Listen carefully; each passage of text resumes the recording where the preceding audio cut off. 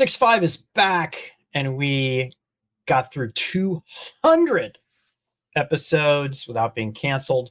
We first want to appreciate all of our audience tuning in. Dan, it feels like more like episode 1000, but I guess when you put the all the 6.5 videos we've done together. But no, I mean, we have to celebrate milestones, and 200 is a big milestone. How you doing, Bestie? Yeah, I don't think that many. I think we're probably in like a 1% now in terms of podcasts that have survived 200 episodes, and probably more than 1,000 in entirety if you count all the interviews and on the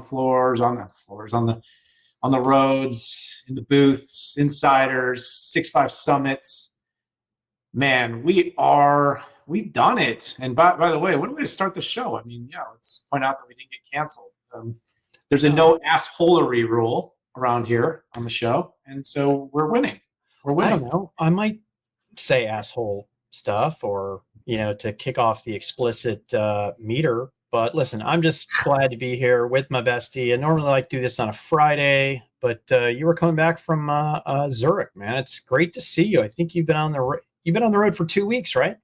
Yeah, I was home one night in 2 weeks, 16 days gone before I actually settled myself at home, and it was nice to sleep in my own bed. It was great to be on the road, though. I mean, got a lot done. Man, was I productive. Good way to start the year. A lot of selfie research being done. Got to have a lot of great meetings, and frankly, just a new experience for me. So yeah, it was a good start to the year, Pat. But I can't, we've made 200. We're 22 days into the year, and buddy, before we blink our eyes, you realize it's going to be like May. We're going to be like, holy crap, And a lot of work to be done between now and then, but a lot of great topics. We've got a great show for you today. We are talking about Davos. Dan went there to give a big group hug to his eco-friendly friends over there. I'm just kidding. Oh, ouch. I was at Samsung Unpacked. TSMC, the bellwether in foundries, did earnings, or an interim earnings. IBM made an acquisition. We've got Synopsys making a big play for ANSYS. And then finally, we've got Intel doing some interesting stuff with AI and DigitalBridge. Dan, I'm going to kick it over to you, my friend. Davos 2024, man, I got to tell you, I was making fun of you at the beginning, but then I started to see all these meetings with important people and kind of the quality of the videos that you were cranking out there. And I'm like, I think I need to go next year. So tell us about it. What is it? First of all, I just want to point out, I absolutely crushed it. I was fantastic all week. No, but in seriously, there's kind of this like dueling priorities that goes on with Davos, and there's the irony, and there's the comical tweets that are shared of the lines of private jets that arrive, so that a bunch of the world's diplomats, leaders, CEOs can all get together and talk about how others can lower their carbon emissions. And the irony is not lost on me, but it's also one of the most important platforms on an annual basis for people to come together and talk about the things that really matter, and getting people that steer the world, whether that's policymakers, whether that's elected officials, whether that's top CEOs, agencies, and having the chance to hear from so many at one time doesn't happen often.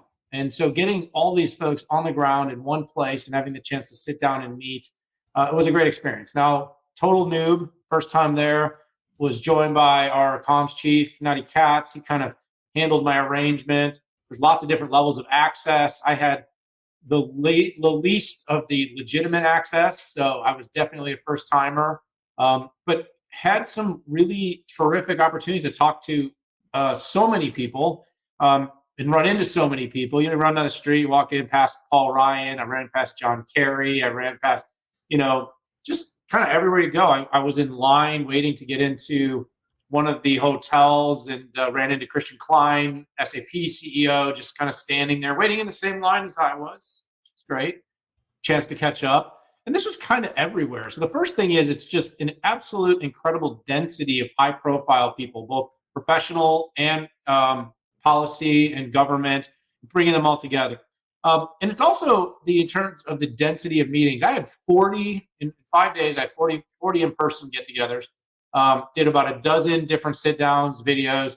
Had a great conversation with IBM CEO Arvind Krishna. Sat down with Tom Siebel. Sat down with Gary Steele with Splunk, all on video. Sat down with a 28-year veteran of Checkpoint, one of the leaders of the World Economic Forum's cybersecurity policy, Dorit Dor, from Israel. So very diverse set of people. Hung out with our buddy Matt Zielinski. Great to see Matt. Always sporting a great suit. Traveled 5,500 miles to hang out with someone that lives 10 minutes down the street from me. But then, like I said, it was every day, and then there were so many more get-togethers. The Qualcomm nightcap was an absolute banger. We had the top heads of state. You walk in, Mark Benioff, 6'8", standing to your left, and you had the CEO of Ericsson on your right. You had Enrique Lores, HP CEO, and then Cristiano. You had the owner of Manchester United in the room. One of the world's biggest Premier League clubs. And this is just kind of what it was. So what was the theme of the event, though? Okay, now that I'm done mentioning all the important people. And by the way, this is just a tab. You walked down, it was everywhere. That was just kind of what it was. But the theme this year was surprisingly sustainability. No, I'm just kidding. The theme was AI. So what did we talk about this year? The talk of the town, of course, was AI. And it was about trust in AI. It was about responsibility in AI. It was about how do we implement safely, securely, meaningfully, and economically viably AI for government, for business, for security, for privacy.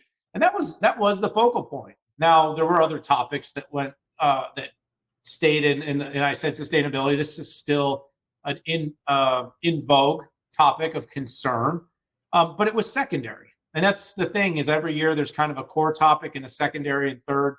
And this year, really the central focus. You walk up and down the promenade, AI. You walk throughout Congress, AI. It was AI everywhere, front and center, no surprise.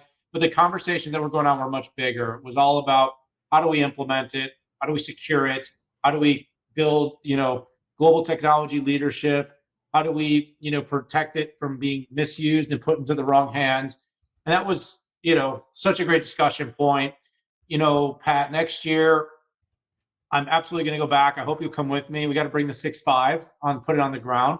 And I'll say it's a mix. It's a good event to do some video, but it's also just a tremendous event for having the chance to sit down and talk and have really meaningful and important conversations about the things that are influencing our world. And Pat, we are right in the center of it, whether it's silicon, supply chain, AI.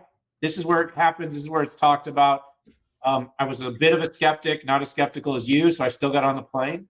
But next year, I think you're gonna have to come with me. So we'll have to load up our private jet, the new Falcon 10X that we bought with the 16 seats.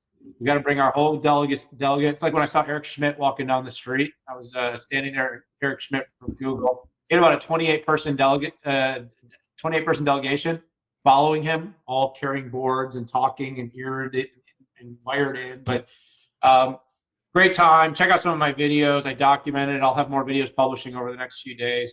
Some great content, great interactions, great conversations, worth doing. So I got a question for you on the, it would look, does everybody bring their own photographer with them? Does everybody have an entourage? Because what I noticed is in some of your pictures is you were having what looked like intimate conversations, but professional photos, but everybody had them. Right. I saw, a lot of the CEOs that we interact with had, taking pictures as well.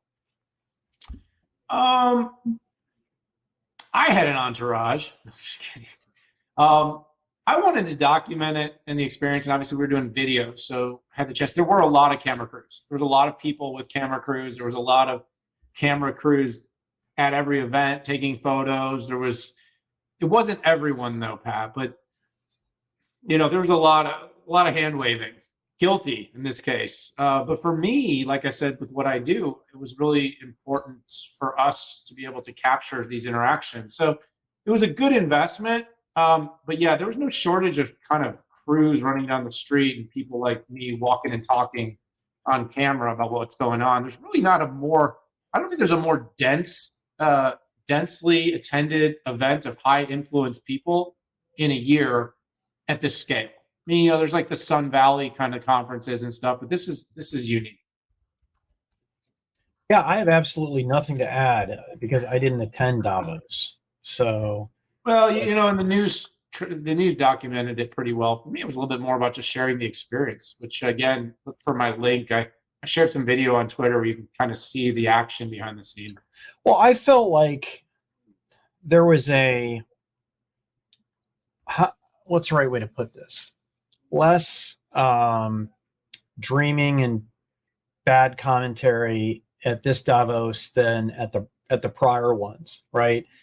Like an energy policy that absolutely makes no sense for anybody, right?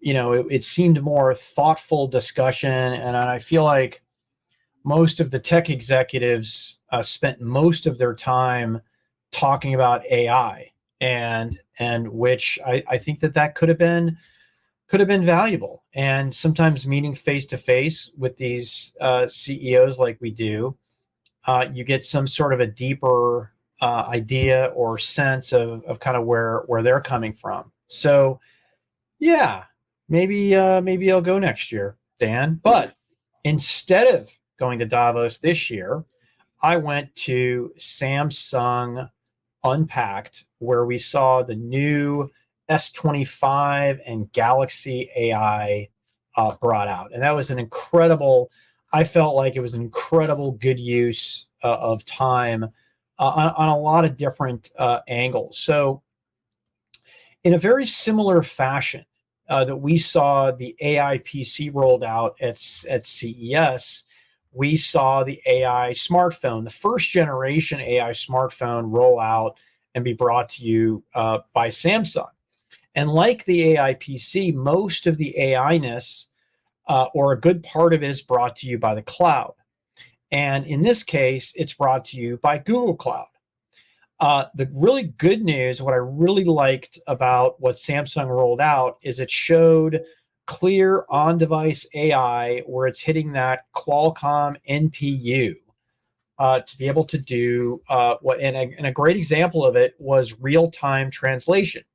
So Dan, let's say you speak Spanish and I speak English. We're having a phone call and it is automatically translating that into your language of choice. Now, Google attempted this about 5 years ago with a little headphone, and it just never worked. And the other thing that was cool was kind of the real-time messaging that was used, where you can use multilingual, and I also like the ability to maybe make something more professional or be more funny or talk like a pirate. I think those types of viral things exactly will get used all day long. And we also saw AI move over into photography, generative AI move over into photography, and I believe this is leveraging Google technology where you can erase shadows, erase reflections, where it's actually asking you what you think what it recommends you do, as opposed to you having to go in and move a bunch of settings out, or there to just be, I'll call it auto magic. There's also a feature that was integrated from Google called Circle to Search. So, imagine taking out your pen, and no matter what content you're looking at, you will circle it on the screen. You can do that with a pen, which is really good for Samsung devices, as you know, but also with your finger, and it gives you an instant generative AI type of Bard response. And what it does is essentially takes 2 or 3 steps out of the process that you would normally go about trying to get insights on kind of what you're looking at, whether it's text, whether it's a video, or whether it's a photo. So more Samsung on-device stuff was AI and notes. So pen to text, transcripts and summaries of those notes, which I just thought was really really solid. So yeah, it's interesting. Probably one of my favorite tweets out there, or pieces of content, which really solidifies this on-device AI, is that the S25 has a toggle that says process data only on a device. And that's like, wow, it really brings it to home. And I really think it's going to help educating, whether it's in a smartphone or whether it's in a on a PC, the user interaction and the black and white lines between whether it's on device or it's driven out by the cloud. Final comment on this, Samsung, it's a gorgeous device. They gave me one to use. It's titanium violet. I'd hate to put a case on this thing, but because it looks so incredible. So far, so good. I've got all my data on the device, and who knows, maybe I'm going to write a review on it coming up. So do I get one or what? No, let's see it. Do you have it with you? It's kind of this like cool lavendery color, right? Yeah, I left it home. I don't have a case on it. I don't want to bring it around, to be honest with you, because I don't trust myself. So yeah, it looked great. By the way, your selfie research looked pretty good there. I saw some of that, and of course, the Qualcomm team was pretty in effect, right? Because a lot of partnership there around the newest Snapdragon platforms and the new Samsung. Yeah, this is kind of the same kickback to you. I wasn't there, so I don't have a lot to add to this one, Pat. But the phone looks great. I saw the usual suspects of analyst folks that apparently had gotten their hands on one, all showing off, and I felt a little jealous because I get a little FOMO when I don't get the new toys. So have your people call my people. Let's make this happen. So. Totally. I think maybe next year Samsung needs to have their announcement at Davos, right? I mean, didn't they know I was there? I mean, geez. I don't know, Dan. All right, let's move to the next topic. TSMC earnings, bellwether of foundries, and in many cases the chip industry. Dan, did they crush it or what? You sounded so sarcastic there. Look, there's two sides of the story. Did they beat? Yes, they did. Did they crush it? Depends what you're comparing it to. Because if it's to a year ago, no, they didn't.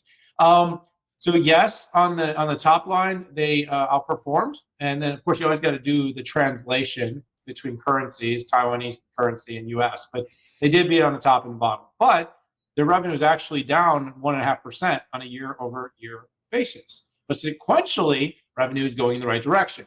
Why is this important? Well, the semiconductor industry as a whole has been in a pretty long tail slide in most areas that aren't AI. And of course, TSMC has been propped up a bit. They are early, often an important partner in many of the AI architectures, especially as we move towards 5, and they have a very strong ramp to 3. And it seems that they're even ahead on interest around 2, which is some of what was exposed in the earnings call. The company basically did point out the global complexity, but a couple of interesting things, Pat, is one, they saw their HPC and smartphone now generated close to 90% of their revenue.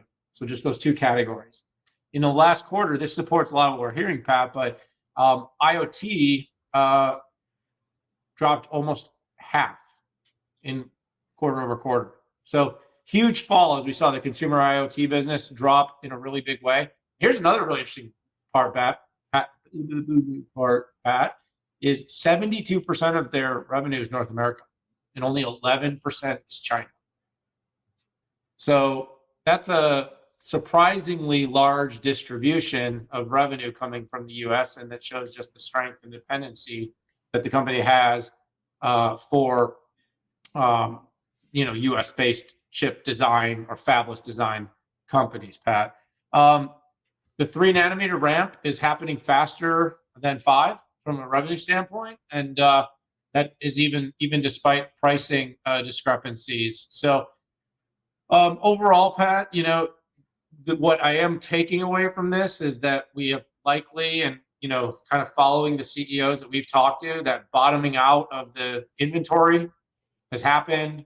There's an optimism going forward into the future quarters about strength now that inventory supplies are going to need to be refilled. Of course, TSMC sees this early because they get order flow, ahead. They're one of the earliest as demand starts to pop up. And so that restocking demand is expected to pick up. But being very, very clear, AI, again, seems to be the biggest beneficiary. They have a strong ramp on their 3-nanometer node, and they're strongly positioned to continue to support AI growth. And with all these things happening at the same time, it does look fairly optimistic for TSMC. The only other thing I would say is the company did announce or has announced that its 2-nanometer mass production is expected in 2025. So we're only a year out now from seeing 3 go to 2 and from that being entering its mass production phase. So a couple predictions I have. One is smartphones and mobile devices, PCs are going to pick up in a big way in this year. The AI PC in the second half. I know a guy that did a big presentation at CES and said there's a super cycle coming in the second half. I think TSMC agrees, and so do I. It doesn't mean we're not still going to be facing another challenging macroeconomic year, but silicon semiconductors are going to eat the world. They'll continue to eat the world. Companies will find efficiency and productivity gains with the help of AI. That means more investment in AI. And long and short, Sam Altman is going to build all the factories anyway. So TSMC is in big trouble when that starts in 2026. That was a joke. Maybe. I don't know. I can't tell for sure. But it is kind of fun to think that Sam's going to get into the business of chip manufacturing. Oh my God, I forgot to put that on here. I have to think, though. I know I squeezed it in so you could comment on it. I have to think, though, that there's, when he says to build a network of fabs, like maybe he meant like to create an open relationships with some different manufacturers and create a network of fabs and use ARM and Synopsys and maybe Intel and these different companies to help him build capacity with some level of commitment that might be required on his part. Like, do you think he's going to really get into the full IDM, or is he more thinking fabless chip design with a network of fabs around the world? I don't know. It was hard to read the way it was presented, but it was really fun to think Sam Altman's going to be spending his next few years flying around the world building semiconductor manufacturing facilities. So I think 3 things could make sense, and I aired this out on X this weekend. What could make sense is for him to pull dollars together to build an ASIC that anybody who runs an OpenAI process would be able to take advantage of this, and it'd be the most efficient. So, you get the ASIC advantage over the GPU, and then you get an ASIC that is built for a GPT-6 or something like this. Now you're talking. And maybe they could give some price reductions to those people who might want to go in with him on it, or OpenAI or some affiliated business ends up selling these, and the investors could take part of the profit. The other thing that could make sense along with that ASIC is to do what Apple does, which is to take CapEx to either get bleeding edge or leading edge. And I think if you applied some bleeding edge CapEx for the training, and then potentially some leading edge for the inference chip, let's just say there are 2 different chips. Yeah, you might have something. I mean, listen, if Sam was going to create an IDM, he'd first have to be a designer, which he's not, and secondly, he'd have to have access to high EUV, which would be pretty darn expensive. So again, I don't see too much there, but we'll see. I mean, Sam Altman's kind of like an Elon Musk guy without the science, but a business guy. And if anybody could figure out something that's interesting, it's him. Dan, you're a quite the biz dev guy. You should give him a jingle and ask him about that. So I'll call him. Yeah, no. Okay. By the way, back to TSMC. I mean, the thing that really blew me away: 50% of their revenue is leading and bleeding. And by the way, I have to put asterisk There's no, 3 nanometer transistor width here. 3 nanometer is 15%, and 5 nanometer was 35% of the revenue. It does annoy the heck out of me that they high performance computing, or HPC, as PC plus data center. Come on, man, break that apart here, folks. Make it a little easier for people to know what's going on. But all in all, looks pretty good. I want to add one final thing. TSMC did delay its $40 billion chip project in Arizona for another year, saying that it is waiting for U.S. grants. I'll say that's probably a half truth. They are behind, and they don't know how to actually get American workers to come in and do what they need to do, even though companies like Intel and Global Foundries and Micron have figured that out. So let's move to the next topic here that has nothing to do with semiconductors, but has everything to do with application modernization. IBM makes an acquisition. Yeah, so there we go. I think it was maybe late last week. IBM made its first acquisition of 2024, made like 35 last year. So that's interesting, is we always focus on kind of the mega acquisitions, but IBM's one of the companies that historically makes dozens of tuck-ins that help them with important parts of their business. Last year, observability was a big focus. This year, the company's starting off with app and mainframe modernization. And, the company's been very successful continuously with its Z cycles, its Z mainframe, and the mainframes still run large swaths of the most important industries on the planet. Healthcare and financial services, government agencies depend on it. Of course, there are some limiting factors to mainframes, and companies have had to think about how do they build and modernize to be able to run, critical workloads securely on a mainframe, but maybe have hybrid integration and modernization to cloud to be able to take advantage of new AI technologies, or to have, the ability to keep up with technology capabilities. And so, with CEOs prioritizing modernization, IBM knows that it needs to be able to handle the continuum. It'll continue to sell Z, and it's a very successful, very high margin, super profitable part of the company. But it also has to be able to use and support through its consulting business, mainframe and modernizing mainframe. And so basically, they're acquiring a business called Advanced, not a household name by any means. And the idea is to support mainframe modernization journeys. And so this will be a business that will run in the consulting business unit. And it will be very focused on basically not forcing companies to choose the either or. It's not about whether to use mainframe or cloud. It's about mainframe and cloud. And that's all about what IBM has been. It's AI, or it's hybrid cloud plus AI. Well, being able to use the mainframe for certain needs, and then being able to use hybrid cloud capabilities for certain needs, is very important to IBM's strategy. That's what they're doing here with this Advanced acquisition. The other thing that's important to note is it's going to be very complementary to the company's IBM Watson X Code Assistant for Z. And so this was, basically a set of tools that have been developed to give mainframe modernization a more simplified, streamlined set of options to standardize, and this is a lot of words, but standardize the modernization across 3 things. It's across hardware, software, and services.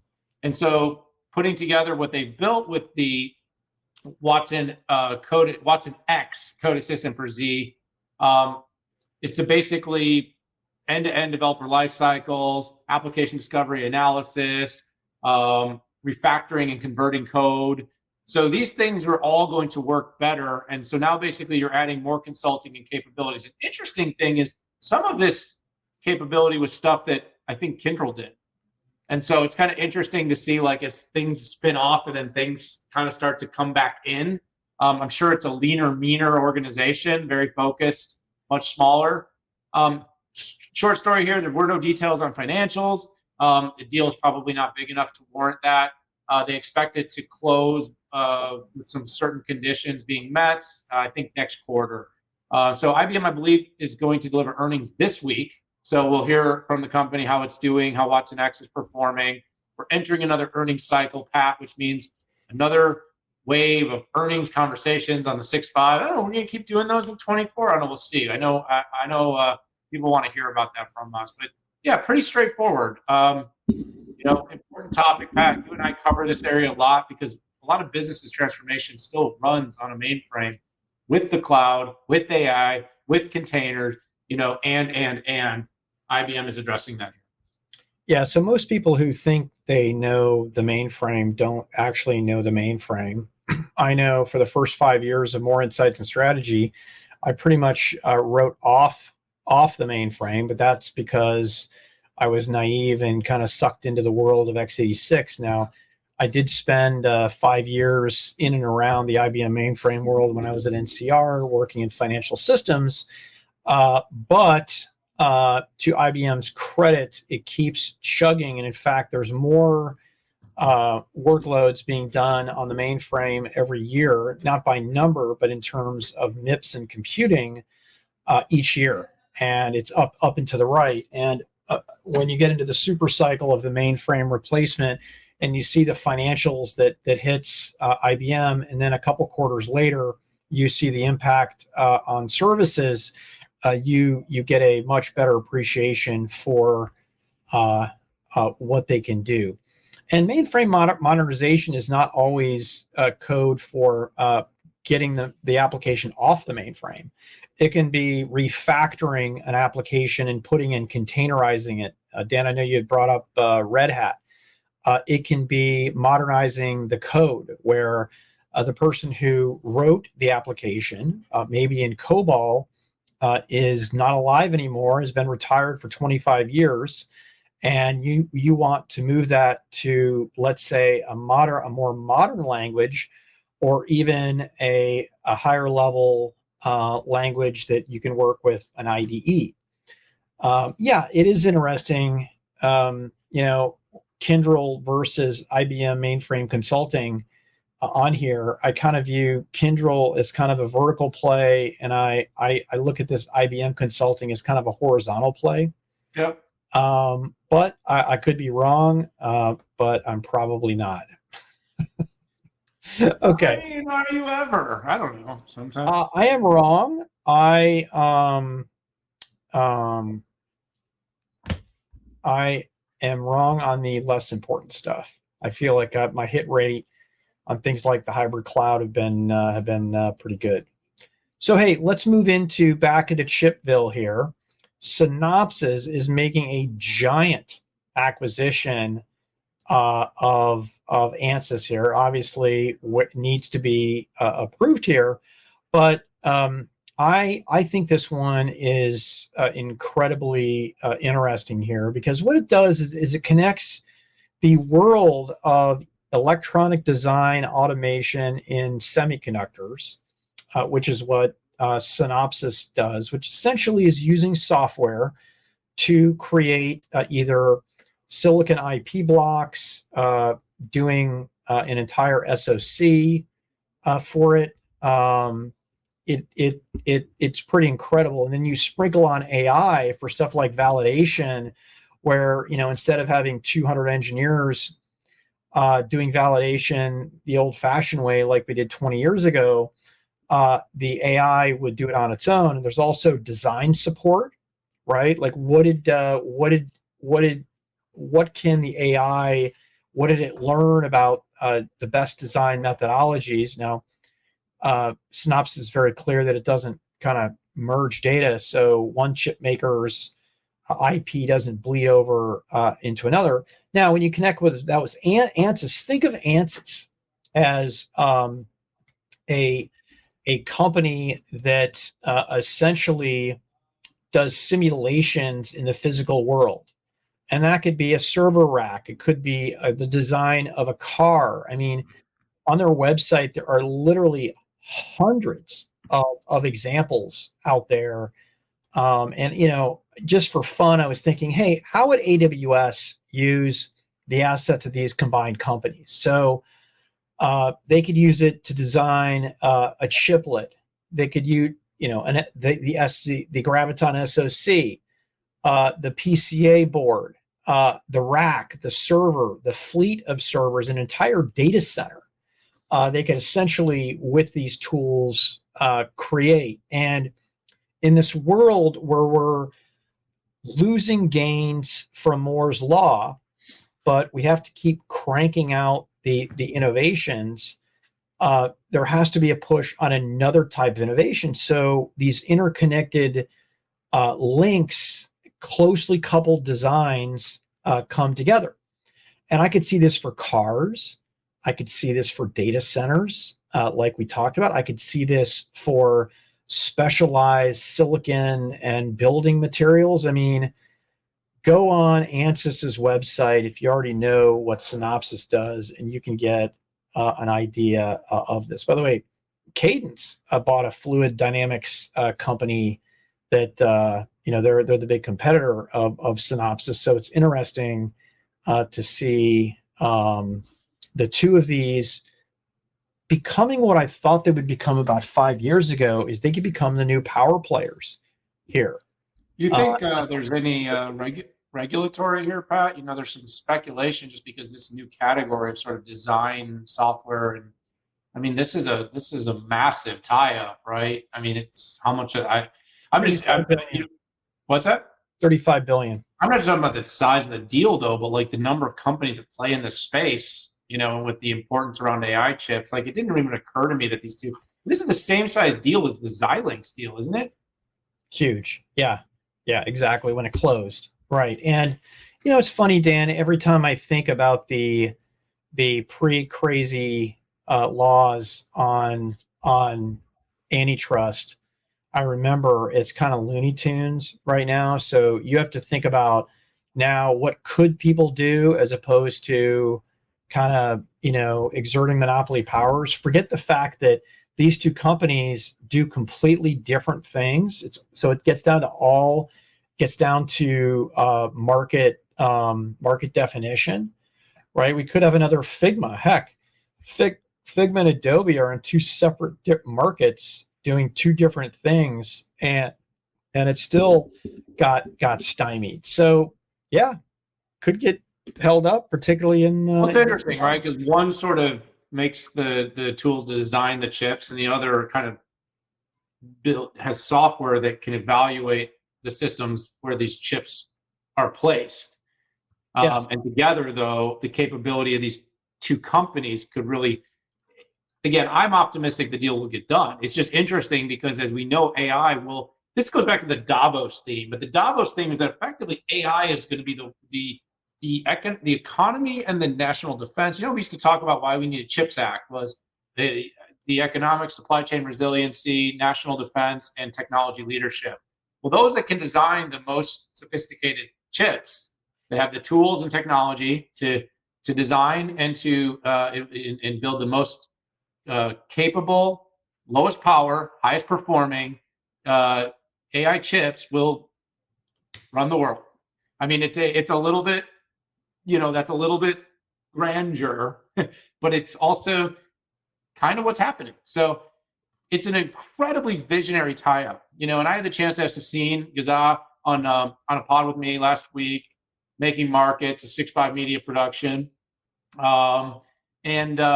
had the chance to talk about, this was right before this was announced, and just the direction that Synopsys was heading. And, a lot of people don't realize that Synopsys is a bit of a juggernaut. I mean, they have an incredibly comprehensive set of tools for chip design.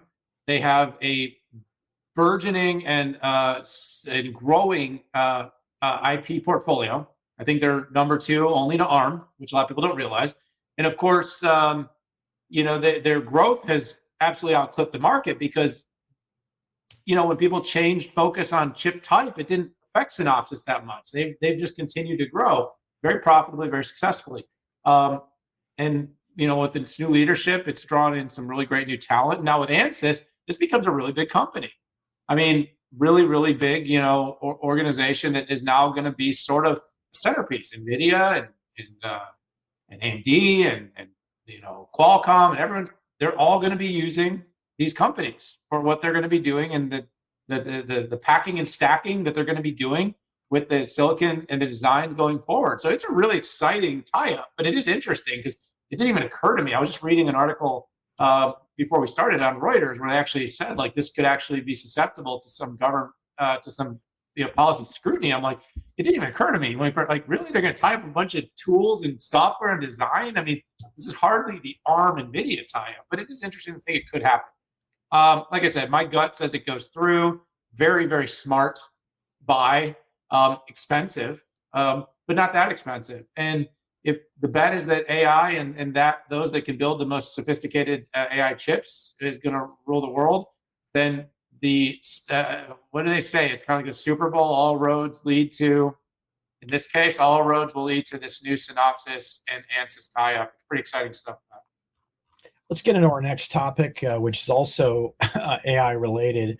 Come on, you didn't like stacking and packing? Dude, didn't even get a stop or a call out? Jeez. God, man. Jeez, come on, I'm leaving.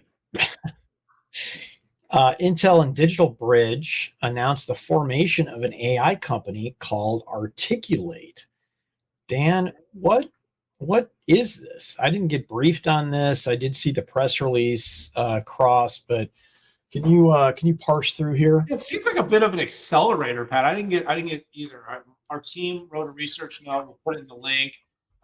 It basically was created with IP that was developed at Intel, and the companies are going to be working together to kind of scale demand for enterprise workloads. And by the way, this is a technology agnostic, meaning hardware agnostic tie-up, meaning these things aren't being tried and tested on Intel silicon, but it's not only for Intel silicon. And so, there's an investment arm in this. So, DigitalBridge Ventures, that's the venture initiative of DigitalBridge, was the lead investor. But there was a bunch of other investors that came into this. Fin Capital, Mindset, Communitas. So just this is a bigger group. And it's all about Gen AI. It's all about the fact that the expectation is that Gen AI is going to scale substantially in how it's going to be incorporated into workflows. And that basically building turnkey Gen AI software platforms, speed, security, efficiency, and coming together and doing so, and optimizing it on Intel to test and show that it can be done. Now, there was some early testing of this software. It was done with BCG, another kind of well-known, consulting organization. They've worked together to scale the platform. They've worked with enterprise customers. They focused on the big industries. So fin service, telecommunication, I believe they also work even in the semiconductor industry. And so effectively this independent company, which is kind of interesting. I don't know if this is a Gelsinger thing, but he does like to kind of create these subsidiaries and partnerships. He's done it with, he did it with the Mobileye spinoff. He's doing it now with the FPGA spinoff. This is another sort of co-invested partner strategy.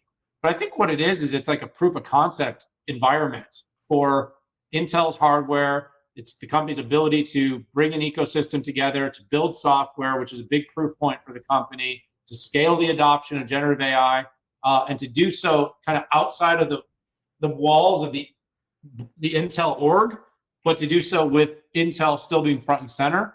And so, effectively it's an AI platform, customer data training, inference, security, and gives the customer the ability to deploy these Gen AI workloads in cloud, on-prem, in a hybrid environment, and to do so in an open ecosystem. So, Pat, I don't know if we didn't get briefed because it's a kind of a footnote type of announcement, but it seemed pretty big to me.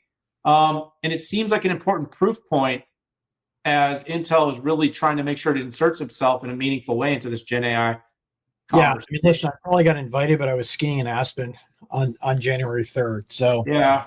It's fair that we say that. We might have both been in transit when this was going on. So there's a lot of ways that Intel could have taken this, right? One thing says, oh, hey, there's no value. Let's shut this down. The second way is to open source it, right? Offer it to everybody and maybe, put it into the Linux Foundation or something like that.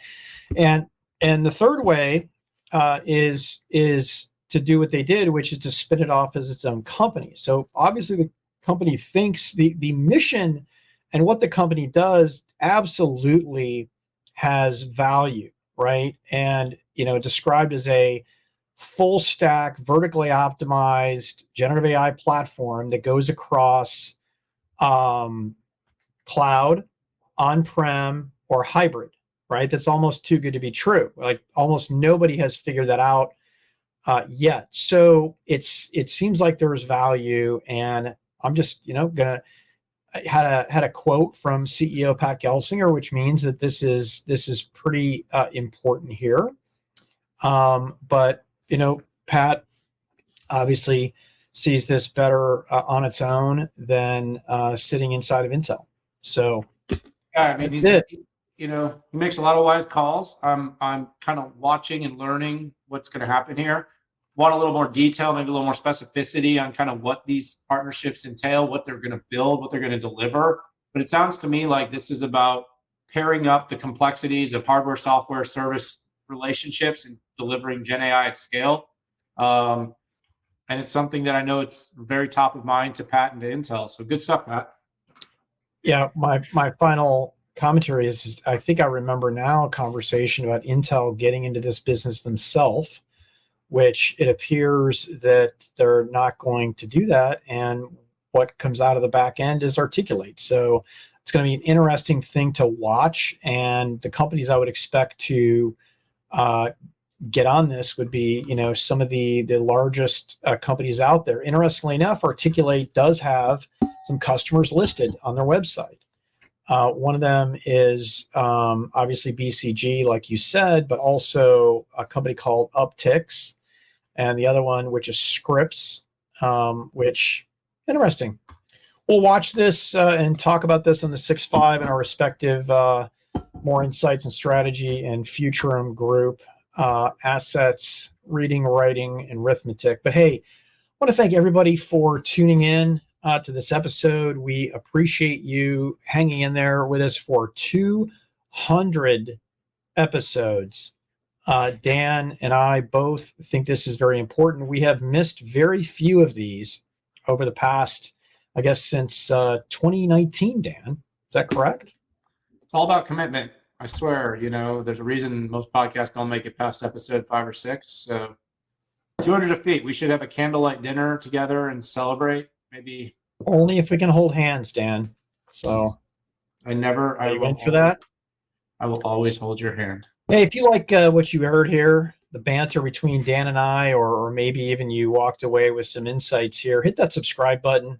We appreciate you. Have a great one, and we will see you in 4 days.